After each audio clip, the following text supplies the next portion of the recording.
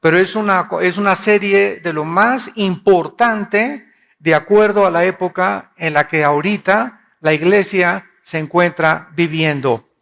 Cuando hablamos del tribunal de Jesucristo, antes de poder adentrarnos en esta investigación y en este estudio, solamente les recuerdo que cuando la Biblia menciona el tribunal de Jesucristo, no se refiere al juicio que Jesucristo tuvo, ¿verdad?, con el sumo sacerdote y con Pilato, con Caifás, sino que se refiere al tribunal donde nosotros vamos a ser evaluados y juzgados de acuerdo a nuestras obras.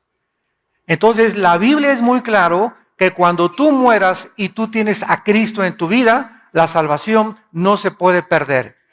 Pero ¿qué de esos pecados que no confesaste, verdad? ¿Y qué si mueres en pecado? ¿Y qué de las obras y la oportunidad que Dios nos dio para hacer y no hicimos? O sea, todos los cristianos vamos a ser juzgados cuando muramos. Vamos a ver cuándo, quiénes van a participar, cómo va a tener lugar, qué es lo que se va a evaluar y a juzgar, pero no vamos a ser juzgados respecto a nuestra salvación, porque nuestra salvación ya fue juzgada, ¿verdad?, y regalada en la cruz de Cristo. Así que en la cruz de Cristo lo vamos a explicar todo muy bien, desde la A hasta la Z. En la cruz de Cristo nuestro juicio se llevó a cabo hace 2000 años para todos los creyentes que hemos aceptado a Cristo como nuestro Salvador. Ya no hay condenación, ya no nos puede dos veces Dios juzgar. Entonces vamos a ser en el tribunal de Cristo ya no juzgados para la condenación eterna, porque ya tenemos la salvación, pero nuestras obras y nuestra posición de autoridad y la fidelidad que hayamos demostrado en esta corta vida que tenemos en el tribunal de Jesucristo será manifestado. Uno de los pasajes más ricos acerca de este tribunal está en 1 Corintios 3, versículo del 10 en adelante. Y dice el apóstol Pablo, 1 Corintios 3, versículo 10 en adelante: conforme a la gracia de Dios que me ha sido dada, yo como perito arquitecto puse el fundamento, otro edifica encima, pero cada uno mire cómo sobre edifica. O sea, no le dejemos todo, ¿verdad?, a los pastores, y si no he crecido porque no me han dado alimento. Todos tenemos la responsabilidad, al haber recibido el Evangelio, al haber creído en él y al discipularnos, tenemos una responsabilidad de no solamente oír la palabra el domingo, sino que entre semana todos tenemos la responsabilidad de seguir comiendo en nuestra casa la palabra para edificar sobre el fundamento que está puesto en nuestras vidas, que es Jesucristo. Muy bien, dice el versículo 11, porque nadie puede poner otro fundamento que el que está puesto, el cual es Jesucristo. Y vean ustedes el versículo 12 en adelante: y si sobre este fundamento alguno edificare oro, plata, piedras preciosas, madero, heno, hojarasca, la obra de cada uno se hará manifiesta, porque el día la declarará, pues por el fuego será revelada, y la obra de cada uno, otra vez se manifiesta, cada uno de nosotros. Estamos edificando nuestra vida cristiana sobre dos clases de materiales.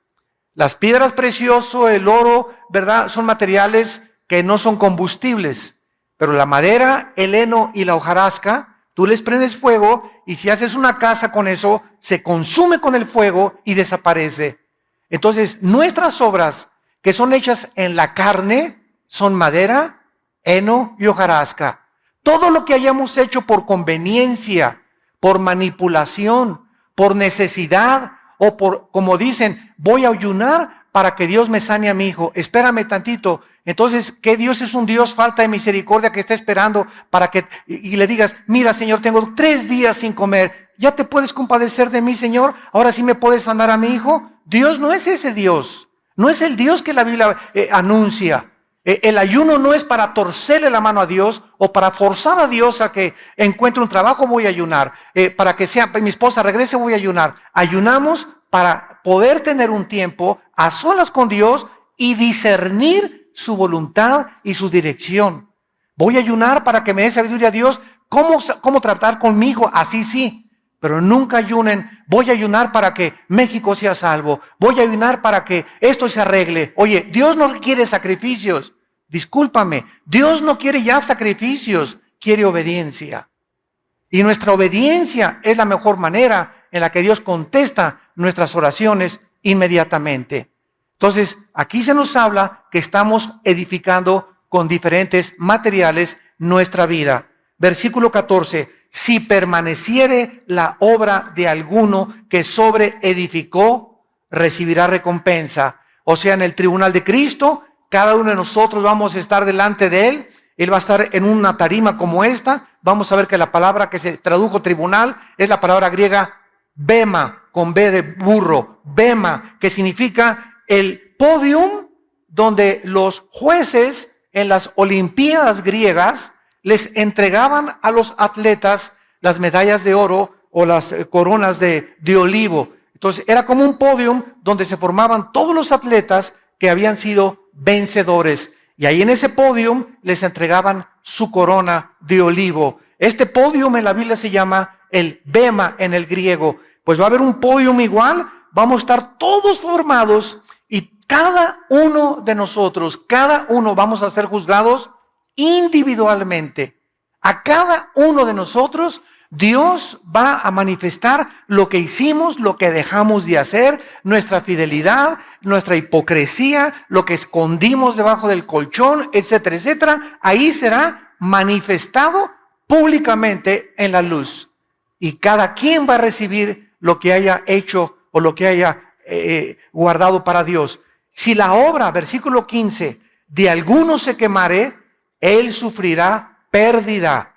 Si bien él mismo será salvo, aunque así como por fuego. ¿No sabéis que sois el templo de Dios y que el Espíritu mora en vosotros?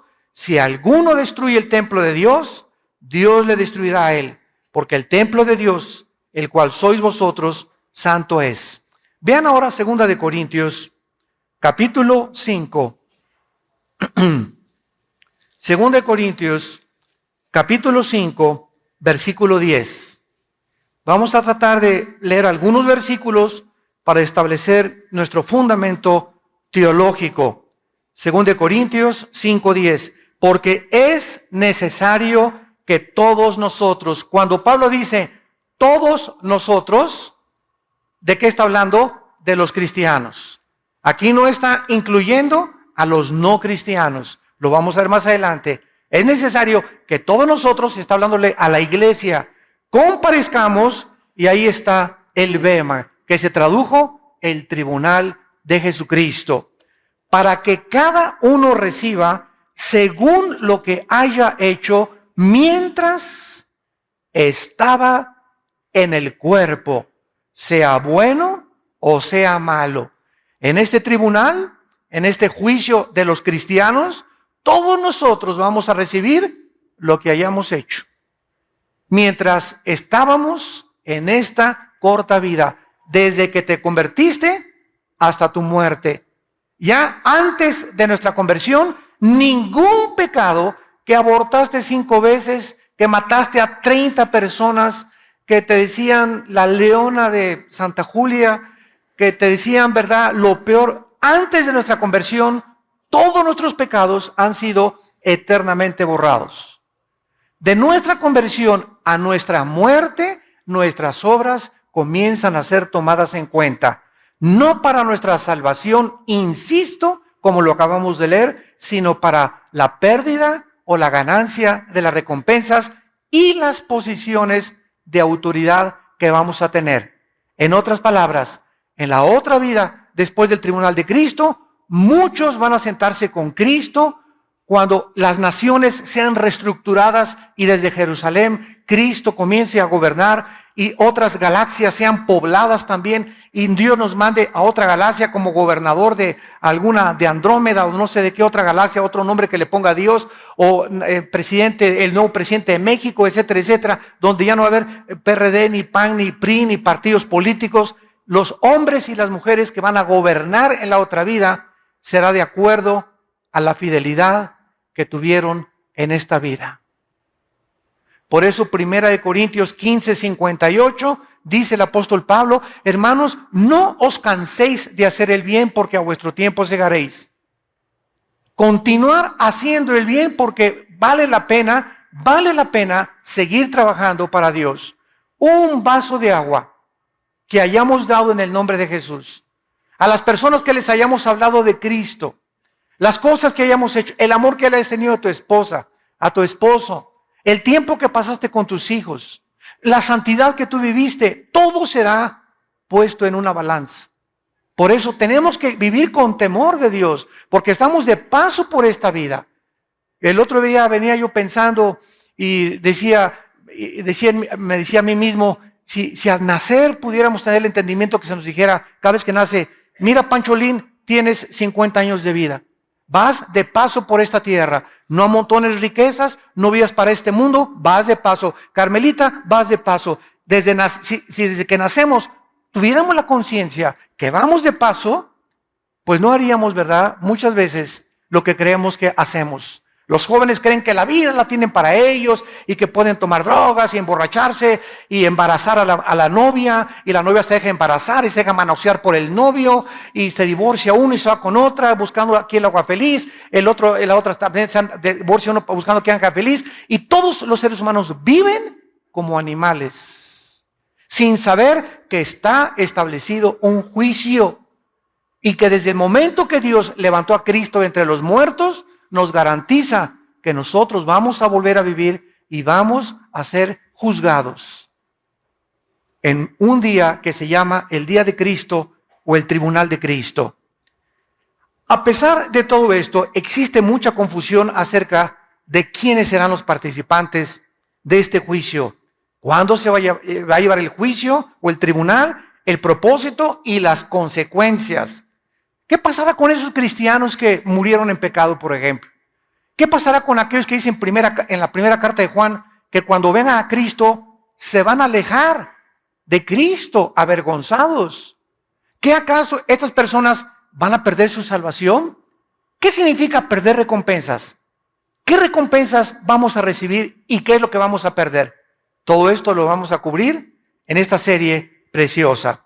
Muy bien, en este tribunal no habrá, vuelvo a insistir, ninguna condenación ni castigo judicial para los pecados de los cristianos confesados o no confesados.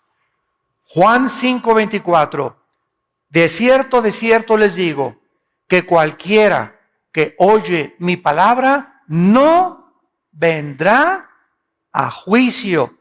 ¿A cuál juicio se refiere? Al juicio final del gran trono blanco, Apocalipsis 20, del 11 al 15. Este es otro juicio de los incrédulos. Vamos a mencionar también ese juicio. Cualquiera que oye mi palabra y crea al que me envió, no vendrá a condenación. Esa palabra condenación, crino, con K, en el griego significa juicio judicial, condenatorio o sentencia. Cualquiera que crea en mí y me acepte como su Salvador, jamás podrá ser condenado dos veces. ¿Por qué? Porque yo ya pagué por todos tus pecados en la cruz del Calvario. Y si hubiera algún pecado en tu vida por el cual se tiene que pagar, Cristo tendría que volver a morir dos veces. Esta es la razón por la cual la salvación no es por las obras. El otro día me dijo un hermano: oye, pero yo todavía no sé si se pierde la salvación o no se pierde la salvación. Le dije: cuando Cristo murió, ¿por cuántos pecados murió en la cruz? ¿Por tus pecados pasados, presentes o futuros? Él mismo me lo contestó. Murió por mis pecados pasados, presentes y futuros, porque él dijo: concluido está, terminado está, se acabó, no hay nada más que agregarle a su muerte en la cruz. Entonces, si muero en pecado, me dijo él, me voy al cielo. Le dije: sí, te vas al cielo, claro que te vas al cielo. Pero, ¿sabes una cosa? Después vas a ser en el tribunal de Cristo, vas a enfrentar esos pecados. Y vamos a ver en esta serie cuáles son las consecuencias de cristianos que creen que como no se pierde la salvación, pueden vivir con libertad o con libertinaje. Dice Gálatas 5:10, a libertad fuimos llamados, solamente que no usemos como ocasión de pecar la libertad que Dios nos ha dado. Romanos 6, ¿qué pues? ¿Pecaremos para que la gracia de Dios abunde? De ninguna manera, dice el apóstol Pablo. Porque los que hemos sido bautizados en Cristo, hemos sido bautizados en su muerte, en su sepultura y en su resurrección. Cualquier persona que diga, como no se pierde la salvación, voy a pecar, esa persona no es salva. Porque cuando eres salvo, esa gracia de Dios que nos es impartida por el Espíritu Santo, nos mueve a no querer pecar. Pecamos porque estamos en un cuerpo imperfecto y no hay nadie que no haya pecado más que Cristo. Pero cuando la gracia de Dios está en tu vida, ya no quieres pecar. Y cuando pecas, lloras y te frustras y te amargas y te sientes mal. ¿Qué hice, Dios mío? Antes de que tuviéramos a Cristo, pecabas como si comieras una concha, te la metes a la boca, te limpias la boca y dices, no he hecho nada. Dormías, ¿verdad? Como si nada. Y seguías pecando y pecando y pecando y matabas y fornicabas y pornografía y no tenías ningún sentimiento de culpa en tu corazón. ¿Por qué? Porque no tenías al Espíritu Santo. Pero cuando recibimos a Cristo, el Espíritu Santo entra a nuestra vida para convencernos, para no dejarnos ya tranquilos. Dice en Efesios, no apaguéis la obra del Espíritu Santo. Porque hay cristianos que si siguen pecando y siguen pecando y siguen pecando, llega un momento en que el Espíritu Santo, dice desde Génesis 6, mi espíritu no contenderá contra el hombre. El Espíritu Santo te deja, lo apagas dentro de ti. ¿Qué significa que se apaga el Espíritu Santo? No significa que perdemos la salvación, significa que le quitamos el poder que Él nos quería dar para vivir para Dios. Las fuerzas que Él nos quería dar, las perdemos. El valor que Él nos quería dar para testificar, lo perdemos. Y como somos cristianos y vivimos en pecado, comenzamos a vivir tristes, frustrados, amargados, porque la persona más miserable de este mundo no son los no pecadores, sino los cristianos que viven en pecado. Porque viven con un pie en el mundo y con un pie con Cristo. Y como el Espíritu Santo no los deja y su conciencia los atormenta, viven miserables. Porque saben que lo que están haciendo es malo, pero no quieren dejar el pecado y no creen que el poder de Dios es más grande para ayudarnos a salir del hoyo en que muchas veces podemos caer. Veamos ahora en Hebreos capítulo 10 estas verdades que acabamos de enunciar en este momento para ir con la Biblia paso por paso en esta preciosa serie, El Tribunal de Jesucristo. Me encanta esta serie porque es una doctrina que une a la eclesiología con la escatología. La doctrina del Tribunal de Cristo, ahorita me explico, une la eclesiología, que es el estudio de la iglesia, con el estudio de las profecías. Porque la eclesiología nos motiva a vivir una vida santa.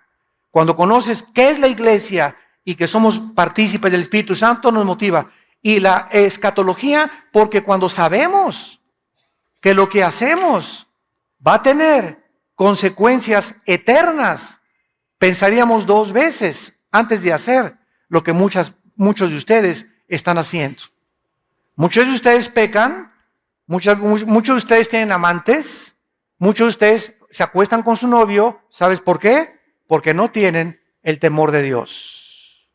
Si tú tuvieras el temor de Dios en tu corazón, no harías lo que haces a escondidas.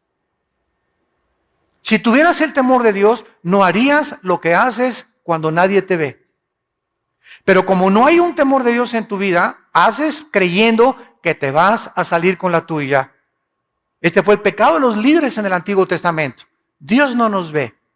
Y cuando perdemos la conciencia de que Dios sí nos está viendo, mis párpados examinan a los hombres, dice uno de los salmos. Mis ojos ven, mis párpados examinan. Los caminos del hombre están delante de los ojos de Jehová. Proverbios 3. Y Él considera todas sus veredas. Proverbios 6 también.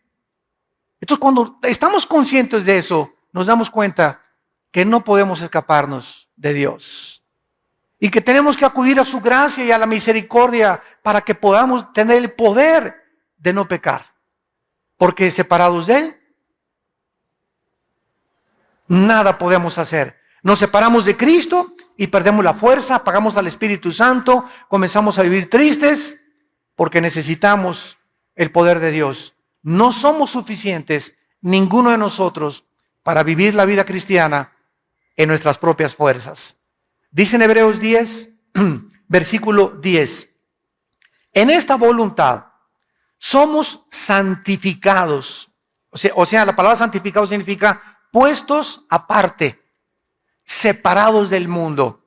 En la voluntad de Dios, nos ha Dios separado del mundo, mediante la ofrenda del cuerpo de Jesucristo, hecha una vez para siempre. Hecha una vez para siempre. Estos versículos me encanta enseñárselos, y lo digo con mucho respeto a los curas católicos.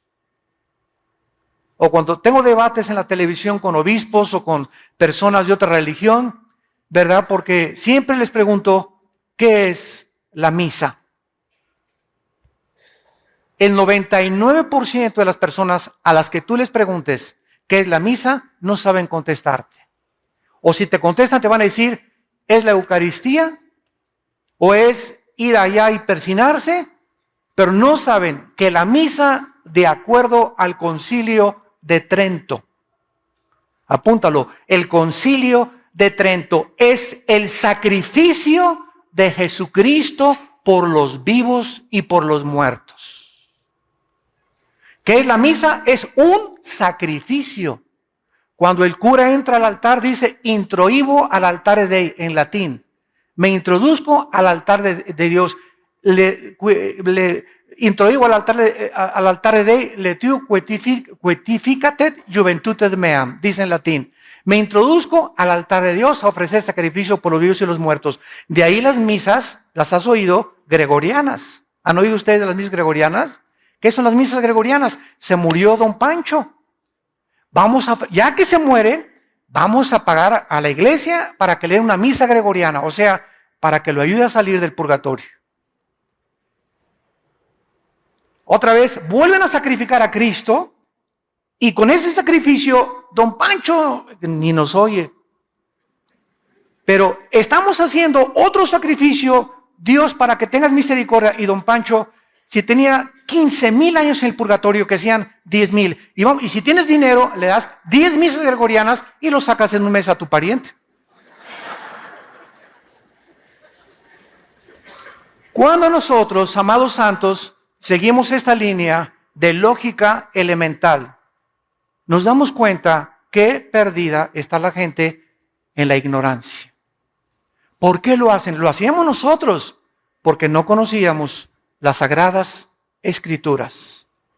En el Antiguo Testamento, los sacerdotes levíticos tenían la consigna, ellos sí, de ofrecer los sacrificios por el pueblo.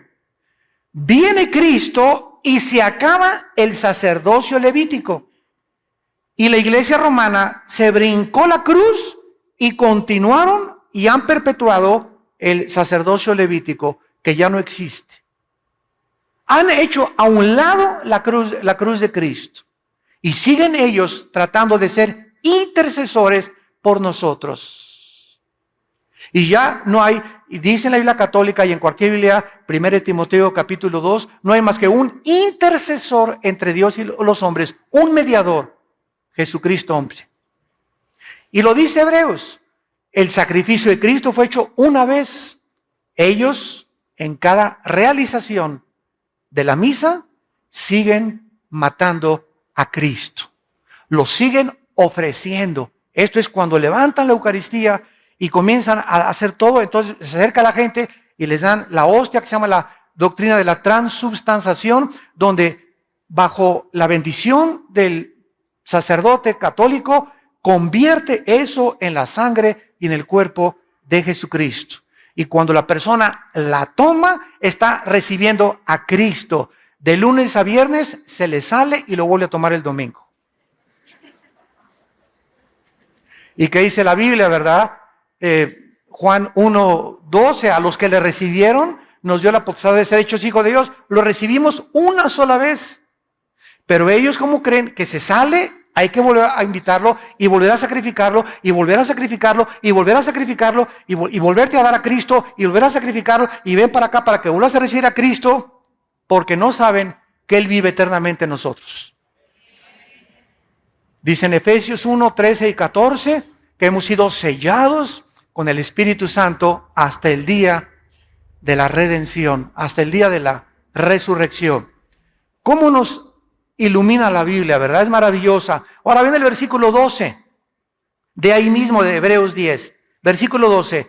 Pero Cristo, habiendo ofrecido otra vez, lo mismo dice el Espíritu Santo, una vez para siempre, un solo sacrificio. Cura católico que me escuchas, con mucho respeto, no quiero abusar, ¿verdad?, de este conocimiento, pero ya deja de sacrificar a Cristo. Ya no vuelvas a celebrar misa si me estás escuchando, porque estás diciéndole que el sacrificio de Cristo no fue suficiente.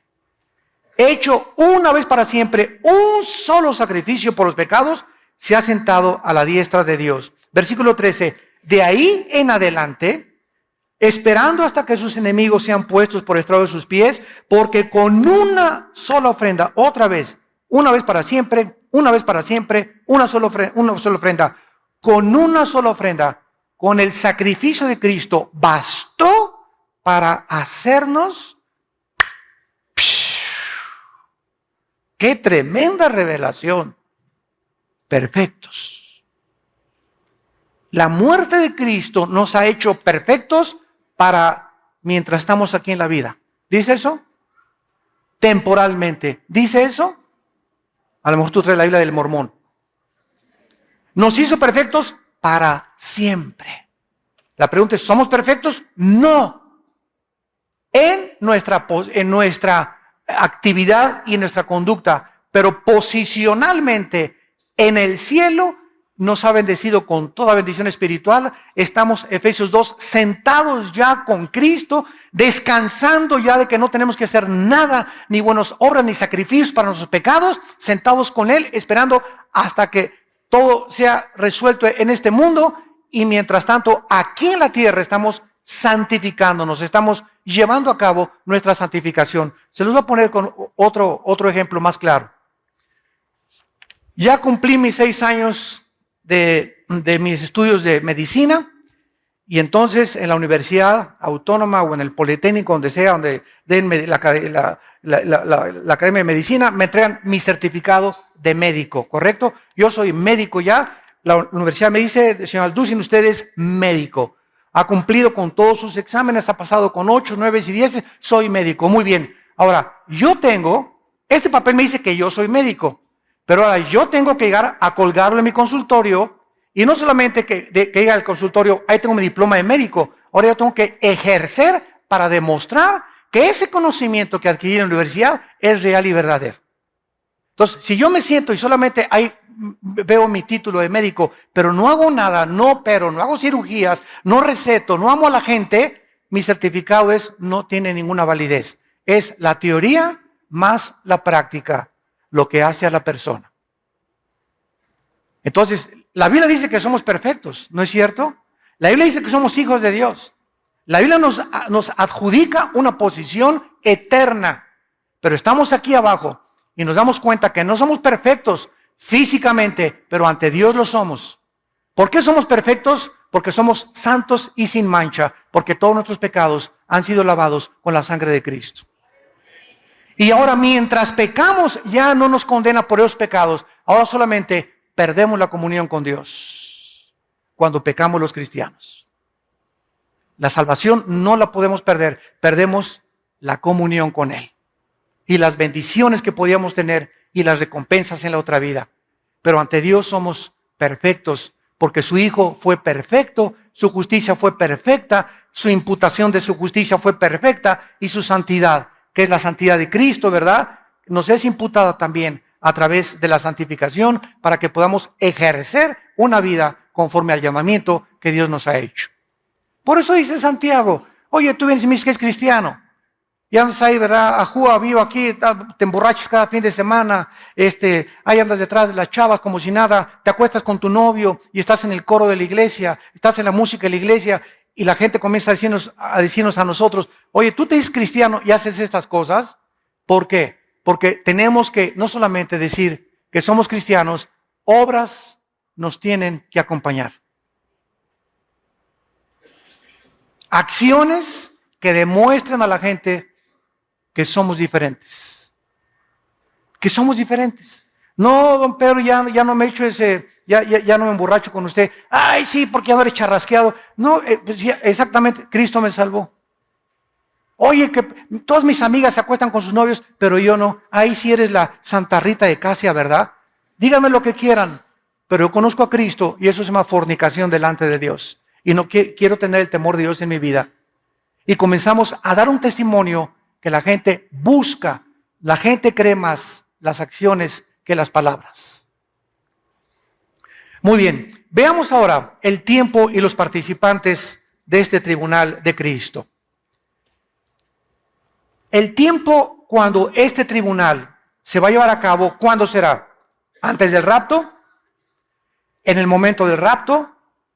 ¿A la mitad de la tribulación? ¿Al acabar la tribulación? ¿Antes del juicio del trono blanco o después? ¿En el milenio o después del milenio?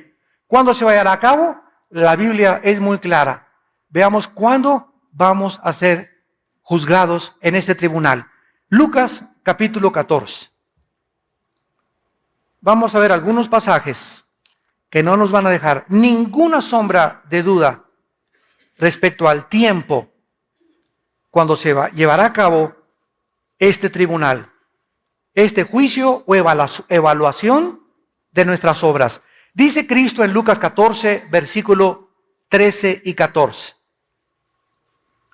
Lucas 14, 13 y 14. Mas cuando hagas banquete, llama a los pobres, los mancos, los cojos, los ciegos, y serás bienaventurado o dichoso, que es lo mismo, porque ellos no te pueden recompensar, pero te será recompensado, ahí está, ¿cuándo? En la resurrección de los justos.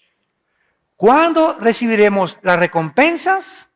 Cuando todos los justos seamos resucitados. ¿Cuándo se llevará esta resurrección?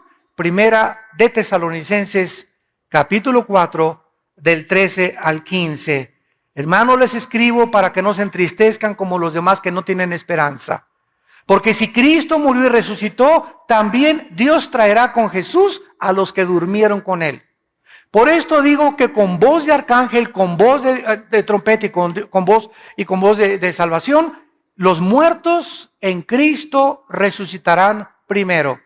Luego nosotros, los que quedamos, seremos arrebatados juntamente con ellos y así estaremos para siempre con el Señor. Por lo tanto, aliéntense con estas palabras. En el momento en que desaparezcan millones de cristianos del planeta Tierra, en ese momento, ¿verdad? ¿A dónde vamos? Todos los que seamos raptados, puede ser hoy en la tarde. Puede ser, a lo mejor ni acabo el mensaje. Y muchos dicen, ¿dónde se fueron? Se los llevaron los ovnis, van a decir. Puede ser hoy en la noche, el arrebatamiento, porque no hay señales para el arrebatamiento. Para la segunda venida hay señales, y verán la señal del Hijo del Hombre. Pero para el arrebatamiento no hay señales. Es inminente, en cualquier momento, el día y la hora, nadie la sabe. La segunda venida de Cristo sí es anunciada con muchas profecías y con muchas señales. Cuando dice vendré como ladrón en la noche, no se refiere a la segunda venida, se refiere al arrebatamiento. Porque si se refiriera a la segunda venida, pues entonces cuando el anticristo entre al templo y haga el sacrificio, Mateo 24, y ahí comienza la gran tribulación, lo único que tendríamos que hacer es comenzar a contar 3 años y medio. Y a los 3 años y medio sabríamos que venía Jesucristo y terminaría el Armagedón. Pero el día y la hora, nadie lo sabe, se refiere al rapto, al arrebatamiento de la iglesia. Por eso una cosa es el arrebatamiento, otra cosa es la segunda venida de Cristo. No es la misma cosa. El arrebatamiento de la segunda venida de Cristo no es lo mismo, porque el rapto viene sin anuncio, sin señales, sin ninguna prueba. Puede ser en cualquier momento. Veamos otro pasaje, 1 Corintios capítulo 3, versículo 13. Voy a leer rápido. La obra de cada uno se hará manifiesta, porque el día, ese día, ya sabes que es el día. ¿Qué día? Siempre que en el Nuevo Testamento, escúchenme estudiantes de la Biblia, vean el día de Cristo, ese día se refiere al tribunal, al día en que vamos a ser juzgados. El día es el sujeto de la revelación y será un día revelado con el fuego. Ahora, el contexto que sigue a continuación se sigue desarrollando por los demás apóstoles. Por ejemplo, en 1 de Pedro 5, versículo 4. Y cuando aparezca el príncipe de los pastores, vosotros recibiréis la corona incorruptible de gloria. Filipenses capítulo 2, versículo 16. Asidos de la palabra de vida, para que en el día de Cristo, subrayen siempre que vean el día de Cristo en su Biblia, para que en el día de Cristo yo pueda gloriarme, dice Pablo, de que no he corrido en vano, ni en vano he trabajado. Pablo le dice a los filipenses, estudien la Biblia, santifíquense, échenle ganas, ganen las almas para el reino de Dios. Ama a tu esposa, ama a tus hijos, pasa el mayor tiempo que puedas con tu familia, porque el mayor tiempo que pasamos con la familia es el tiempo más precioso que tenemos en esta vida. No con los amigos, no en el cine, aunque digo, no soy enemigo de películas que sean buenas, ¿verdad? Con buena clasificación. No en fiestas, y hay fiestas también buenas, pero dediquemos tiempo a la familia. Yo ahora mis viajes a Colombia, Honduras, Estados Unidos, etcétera, etcétera, me encuentro con que muchos pastores llegan sus esposas, hermano, Alducin, dígale a mi esposo que me saque por lo menos una vez al año de vacaciones. ¿Cómo, hermana? ¿Que ustedes no tienen vacaciones? Pues es que mi esposo dice que tiene que ganar muchas almas para Cristo. Y está muy ocupado en la obra de Dios. Y le dije, ¿sabe una cosa? Su esposo ya se fue al extremo. Porque usted es la principal obra de Dios en su esposo. Porque nuestra esposa es nuestra principal oveja. Entonces podemos ganar el mundo y ser obscuridad de nuestra casa. Candil de la calle, oscuridad de la casa. Y así hay muchos muchachos también. Por acá y por allá, iban a los campamentos y todo, y llegan a su casa, no se obedecen a sus papás, no se someten a los papás, no les dan buen testimonio, tienen mal testimonio en la escuela, pero eso sí, aleluya, gloria a Dios en los campamentos, y gracias a Dios que van a los campamentos, pero quiero que entiendas que lo que Dios aprecia es la vida en la familia. El matrimonio es el gimnasio del hogar. Hermanos, que usted no sabe la cara de dinosaurio de mi esposo. Vete acostumbrando porque el diablo la tiene peor, le digo. Es que usted no sabe que mi esposa, esto y el otro, es que precisamente el estar aguantando eso de tu esposa te está fortaleciendo. El estar aguantando eso de tu esposo te está fortaleciendo, te está blindando, te está dando carácter, te está dando paciencia, te está dando visión, te está acercando más a Dios, estás tratando de ya llorar por Dios, Padre Santo, te pido, te ruego. Todas estas cosas, esas presiones que tenemos, esos sufrimientos en el matrimonio, con los hijos, en la familia, sirven para formar nuestro carácter. Santiago 1, del 2 al 4. Tengan por sumo gozo cuando el dinosaurio te ladre.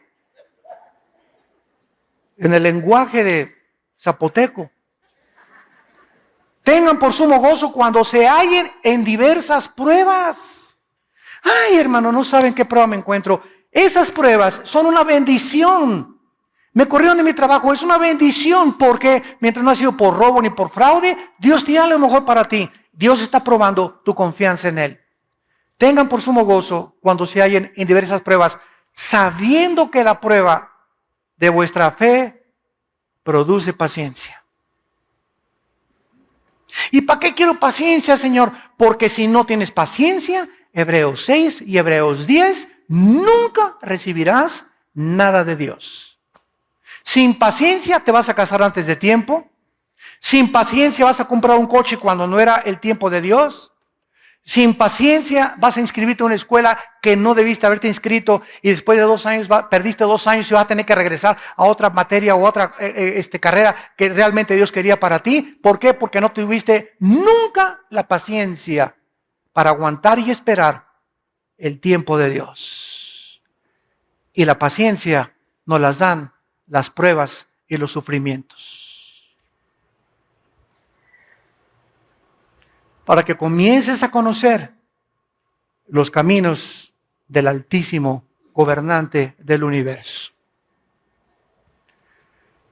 Dice en 2 Timoteo 4:8 el apóstol Pablo, ya para ser sacrificado o martirizado, 2 Timoteo 4:8, por lo demás, es las últimas palabras de Pablo, me está guardada la corona de justicia, las coronas las vamos a estudiar mucho después, la cual me dará el Señor juez justo, otra vez se repite, en aquel día.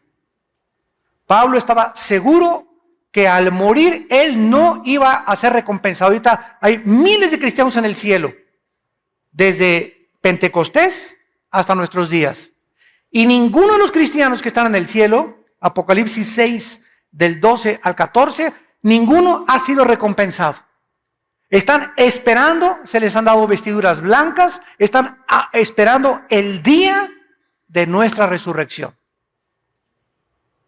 Ellos ya están en el cielo, pero nadie ahorita ha sido recompensado.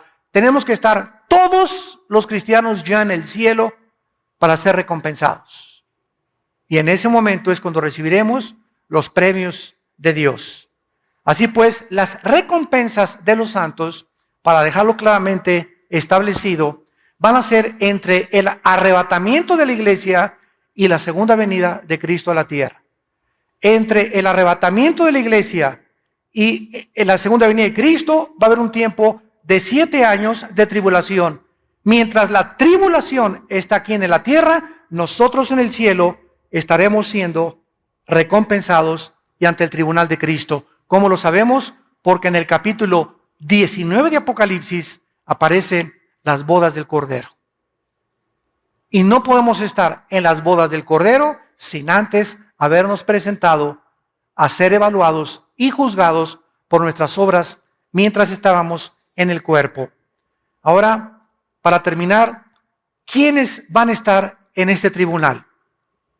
El hecho de que antes de la resurrección de los impíos no se va a llevar a cabo, nos revela que este juicio del tribunal de Cristo no incluye a los no creyentes. El tribunal de Cristo, el día de Cristo, el bema de Cristo, solamente los cristianos vamos a estar en este tribunal. Los no creyentes, cuando terminen los 7 años de tribulación y Cristo regrese al mundo, vamos a entrar a 1000 años, a un periodo de 1000 años de vacaciones aquí en la tierra, Isaías 65 y 66, Apocalipsis 20 y 21, y después del milenio, Apocalipsis 20 del 11 al 15, los no creyentes serán presentados, serán abiertos los libros de Dios y pasarán todos los no cristianos y ninguno va a estar hincado, estarán parados delante de Dios y serán echados al lago de fuego que arde con fuego y con azufre, que es la muerte segunda. En ese juicio, del juicio del gran trono blanco, nosotros ya fuimos juzgados por nuestras obras, no por la salvación, pero en el juicio de los no cristianos después del milenio, nosotros seremos el jurado. Los ángeles y los querubines estarán en el cielo cósmico de Dios y Dios demostrará que Él no va a mandar a nadie al infierno. ¿Cómo? Sí, se fueron solitos.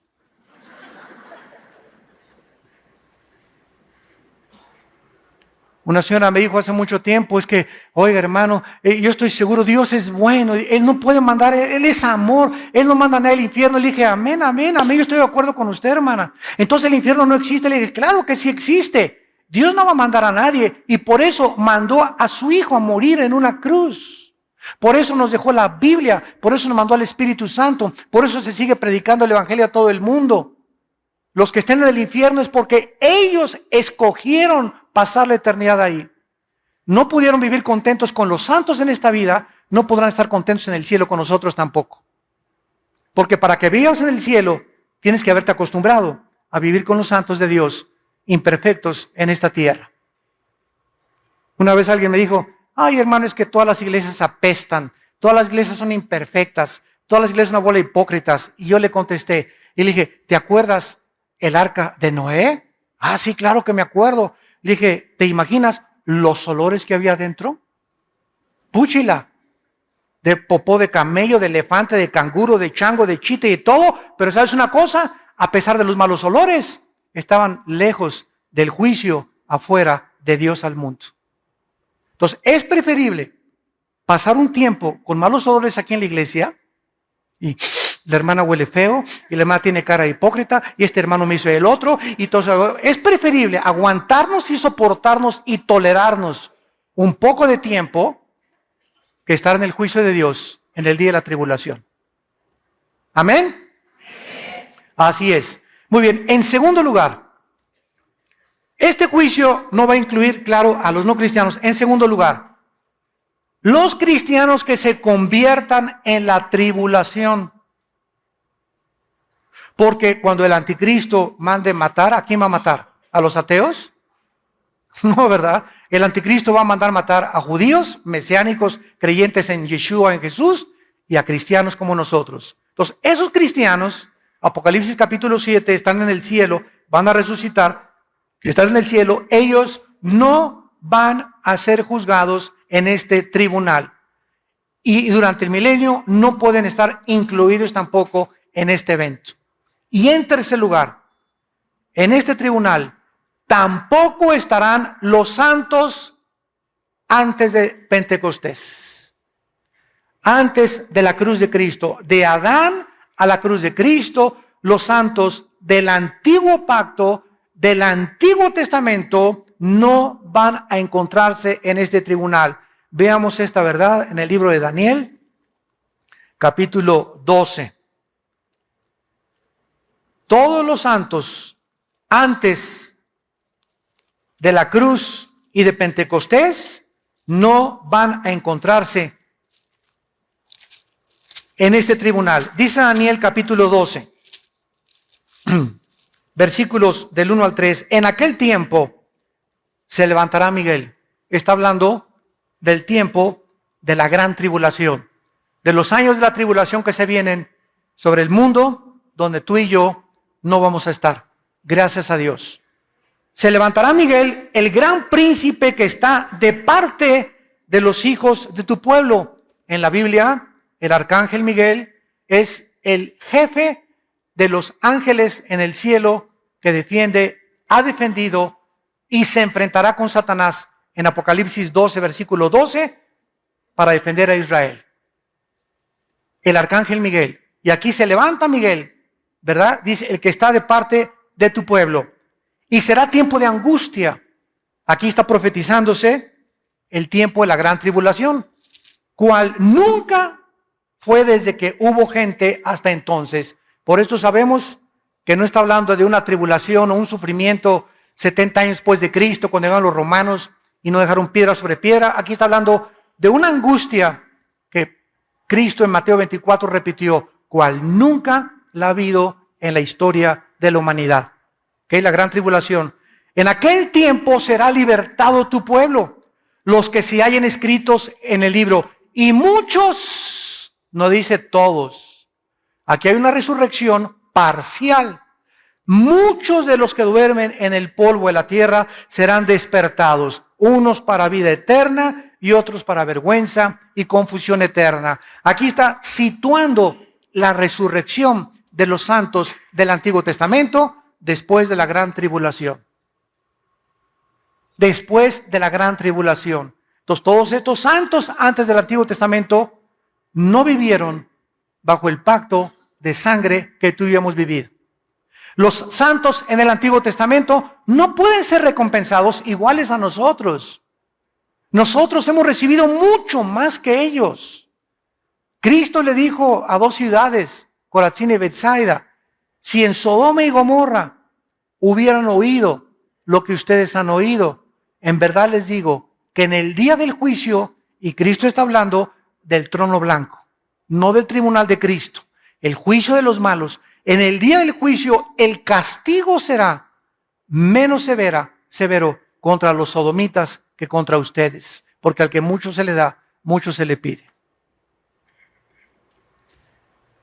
Así que nosotros tenemos que ser juzgados con una vara mucho más grande con Dios, porque hemos recibido la gracia de Dios, al Espíritu Santo morando, haciendo su morada dentro de nuestro cuerpo. La revelación que tenemos, el conocimiento que tenemos de la Biblia es maravilloso. El otro día vi que un predicador dijo, es que no es necesario meterse que si los ángeles se metieron con las mujeres, que si esto y el otro, que si la salvación se pierde, hay que ganar las almas para Cristo. Espérame tantito, compañero, en las tribulaciones y el misterio de Cristo. Tenemos que estudiar toda la Biblia. Tenemos que enseñar toda la Biblia. No podemos concentrarnos solamente en algo. Qué lindo se oye. ¿Vamos a ganar las almas? Pues claro que las ganamos. Pero Pablo dijo, no he rehuido enseñarles todo el consejo de Dios. Tenemos que conocer el antiguo pacto, la gracia, el pacto de sangre, la tribulación, Ezequiel, Daniel. ¿Por qué hace esto Dios? ¿Por qué permitió las guerras? ¿Por qué David esto? ¿Por qué Salomón aquello? Tenemos que conocer todo para tener un espectro amplísimo de la mente de Dios. Y todavía al morir no nos bastará seguir estudiando el corazón de Dios. Así pues, no estarán ni los no creyentes, ni tampoco estarán los que se conviertan durante la tribulación, ni tampoco estarán los que vivieron antes de Cristo. En Romanos 14, versículo 10, dice el apóstol Pablo, ¿y tú por qué juzgas a tu hermano? ¿O tú también por qué menosprecias a tu hermano? Porque todos, y está hablando de los cristianos, compareceremos ante el tribunal de Jesucristo. Y vamos nosotros, escrito está, que toda rodilla se doblará y toda lengua confesará a Dios, de manera que cada uno de nosotros, versículo 12, cada uno dará a Dios cuenta de sí. Santos de Dios, si hoy en media hora, hoy en la tarde, viniera Jesús por nosotros, ¿no te lamentarías y dirías, ¿cómo? Es que yo creí que todavía tenía 2 años. Creí que me quedaban todavía 10 años de vida. Creí que me quedaban 5 meses más. Y así la muerte viene por nosotros en cualquier minuto, en cualquier segundo. Si estás tú consciente y crees realmente que Jesús resucitó y murió en nuestro lugar en la cruz, tu vida tiene que cambiar. Tu vida tiene que ser transformada por su poder. Tienes que vivir para Cristo y darle valor a las cosas que Dios les da valor. Tienes que desechar a las cosas que Dios les llama pecado. Tienes que enfrentar el mundo con una nueva perspectiva, con una nueva visión de qué es lo más importante. Es importante tu carrera, es importante lo que tú buscas, es importante que seas deportista. Todo es importante en la vida porque nos sirve en la vida. Pero pon en primer lugar a Dios en tu corazón. Pon en primer lugar a Dios en tu vida. Busca en el reino y su justicia y todas las demás cosas Dios te las dará por añadidura. No pongas a tu novia en primer lugar, ni a tu esposa en primer lugar, ni siquiera a la esposa o a tu esposo, ni a tus hijos. Pon a Dios en primer lugar. ¿Por qué? Porque tu novia o tu novio, tu esposo o nuestros hijos no son para siempre. Algún día se va a morir tu mamá, tu esposo, tu esposa, tu hijo, tu perro, tu gato, tu loro, tu cotorro. Todo es temporal, pero cuando perdemos todo y tenemos a Dios, Él nos dará la fuerza para seguir viviendo. Porque hemos amado a Él antes que a cualquier cosa. Y quiero decirles algo, Dios va a probar nuestra fidelidad y nuestro amor a Él. Va a llegar el momento en que vas a tener que escoger entre tu esposa o él, entre tu esposo o Dios, entre tus hijos o Dios, entre tu novio o Dios, entre tu novio o Dios, entre tu trabajo o Dios. Y es el momento más importante de la decisión, donde tu corazón se manifestará y darás cuenta a Dios si realmente le amas con todas tus fuerzas, con toda tu mente y con toda tu voluntad. Te damos gracias por tu palabra, Señor, en esta mañana. Te damos gracias, Señor, porque nos has llamado a vivir para ti y a conocerte. Porque no podemos poner otro fundamento sobre nuestra vida, el cual es Jesucristo.